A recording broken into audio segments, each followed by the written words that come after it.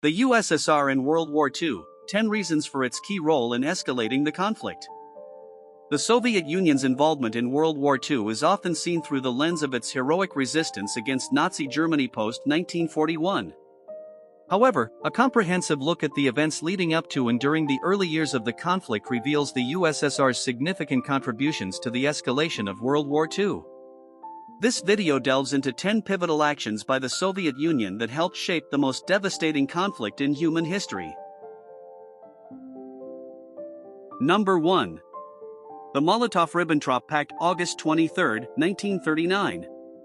The Molotov-Ribbentrop Pact, officially known as the Treaty of Non-Aggression between Germany and the Union of Soviet Socialist Republics, was signed by Soviet Foreign Minister Vyacheslav Molotov and German Foreign Minister Joachim von Ribbentrop. This pact was a pivotal moment in the prelude to World War II, as it included a secret protocol that delineated spheres of influence in Eastern Europe between the two powers. This protocol divided Poland along the rivers Naru, Vistula, and San, but also allowed for Soviet influence in Finland, Estonia, Latvia, Bessarabia, modern Moldova, and northern Bukovina. The agreement ensured that Germany could invade Poland unopposed by the Soviet Union, which facilitated the beginning of World War II in Europe with the German invasion on September 1, 1939. The Soviet entry into Poland on September 17, 1939, completed the division and occupation of the Polish state. This non-aggression pact not only allowed Hitler to focus his military efforts towards the West but also effectively sealed the fate of several Eastern European states, setting the stage for massive territorial and political changes. Number 2. Invasion of Poland, September 17, 1939. The Soviet invasion of Poland was carried out under the guise of protecting the Ukrainian and Belarusian populations in the eastern regions of Poland, as stated by the Soviet government. This military operation began on September 17, 1939, just over 2 weeks after Nazi Germany invaded Poland from the west. The Red Army quickly advanced, facing little resistance from the overwhelmed Polish forces, which were already retreating westward from the rapid German advance. This invasion led to the annexation of over 77,000 square miles of Polish territory by the Soviet Union, and the two invaders met on a line agreed upon in the secret protocol of the Molotov-Ribbentrop Pact. The occupation was brutal. The Soviet NKVD, the predecessor to the KGB, carried out mass executions and deported hundreds of thousands of Polish citizens to the east, exacerbating the humanitarian disaster already unfolding in Poland. Number 3. The Winter War against Finland, November 1939 to March 1940. The Winter War began when the Soviet Union invaded Finland, following its refusal to concede to Soviet demands for territorial concessions and military bases on Finnish soil. These demands were part of the USSR's strategy to create a security buffer for Leningrad, St. Petersburg, 32 kilometers from the Finnish border. Despite Soviet claims of a defensive maneuver, the invasion was widely viewed as an act of unwarranted aggression. The war was marked by the ill-preparedness of the Red Army against the well-organized Finnish defense. The Finns utilized their knowledge of the local terrain, engaging in guerrilla tactics and inflicting significant casualties on the invading Soviet forces. The high Soviet losses contrasted sharply with the Finnish casualties. By the end of the conflict, the Soviet Union had suffered approximately 323,000 casualties, including about 126,875 dead or missing, whereas Finland incurred around 70,000 casualties, with 25,904 dead or missing. The harsh conditions and fierce Finnish resistance forced the USSR to sign the Moscow Peace Treaty on March 12, 1940, which ceded 11% of Finnish territory, including the Karelian Isthmus and parts of Salla and Kuusamo, to the Soviet Union but fell short of the full annexation and puppet state setup Stalin had originally intended. This war undermined the Soviet Union's international standing but secured critical territory for its strategic interests. Number 4. Baltic occupation and annexation. In June 1940, as the world focused on Nazi Germany's advances in Western Europe, the Soviet Union forcibly annexed the Baltic states of Estonia, Latvia, and Lithuania. This aggressive move was facilitated by mutual assistance pacts imposed in 1939, which Stalin used to justify the presence of Soviet troops in these countries. The USSR staged communist coups and orchestrated elections to establish pro-Soviet governments. Estonia, occupied on June 17, followed by annexation on August 6, 1940. Latvia, occupied on June 17, followed by annexation on August 5, 1940. Lithuania, occupied on June 15, followed by annexation on August 3, 1940.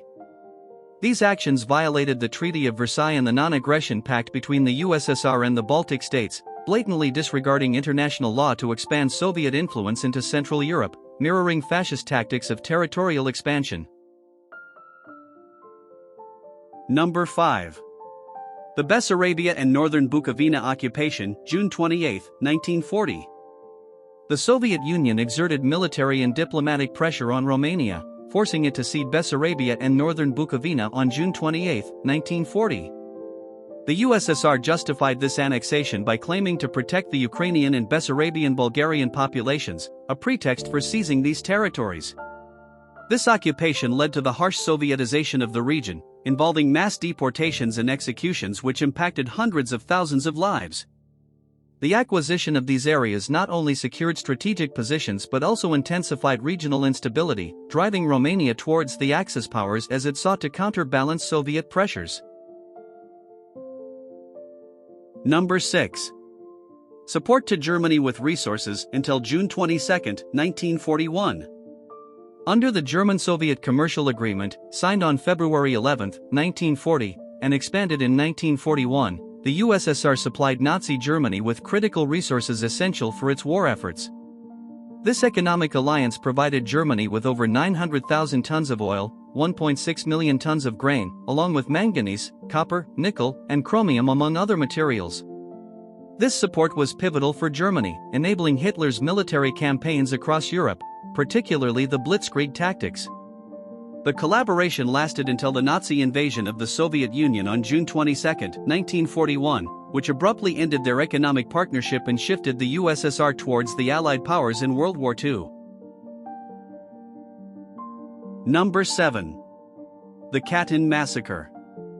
The Katyn Massacre, a grave war crime, occurred in April 1940 when the Soviet NKVD, People's Commissariat for Internal Affairs, executed approximately 22,000 Polish officers and intellectuals. This tragic event took place in the Katyn forest, near Smolensk, Russia. The victims were primarily military officers, including a significant number of reserve officers who were doctors, professors, and lawyers. The execution order was approved by the Soviet Politburo, including Joseph Stalin and Lavrentiy Beria, on March 5, 1940. The massacre aimed to decimate Poland's leadership and intellectual elite, ensuring the subjugation of Poland under Soviet influence. The discovery of the mass graves in 1943 by the German army strained the USSR's relationships with its allies, particularly Poland and the Western powers, highlighting the brutal repressive measures Stalin was willing to enforce. Number 8. Manipulation of communist parties in Europe. During the 1930s and into the 1940s, under the direction of the Comintern, Communist International, the Soviet Union systematically manipulated European communist parties to destabilize local governments and counter anti-fascist coalitions. This strategy was particularly evident in countries like Germany, France, and Spain. In Germany, the Communist Party, KPD, was instructed to prioritize attacks against the Social Democrats over opposing the Nazis, a stance that critically weakened anti-fascist efforts during the early 1930s. In France and Spain, Soviet agents incited internal conflicts within leftist movements, thereby diluting their effectiveness against fascist adversaries. This Soviet policy not only inflamed local political tensions but also impaired collective European efforts to oppose Hitler's rise, inadvertently aiding his consolidation of power. Number 9. Non-aggression pacts with Japan. The Soviet-Japanese Neutrality Pact, signed on April 13, 1941, between Foreign Ministers Vyacheslav Molotov of the USSR and Yosuke Matsuoka of Japan, marked a strategic but controversial decision by the Soviet Union to secure its eastern borders. By agreeing to this pact, the USSR averted the threat of a two-front war, enabling it to concentrate its military forces on the European front against Nazi Germany. For Japan, this pact reduced the risk of Soviet interference in its imperialist objectives in Asia, particularly in China and Southeast Asia, and indirectly supported Japan's military focus that led to the attack on Pearl Harbor on December 7, 1941. This alignment showcased the pragmatic yet morally ambiguous foreign policies adopted by Stalin during World War II. Number 10. Initial refusal to aid Polish resistance.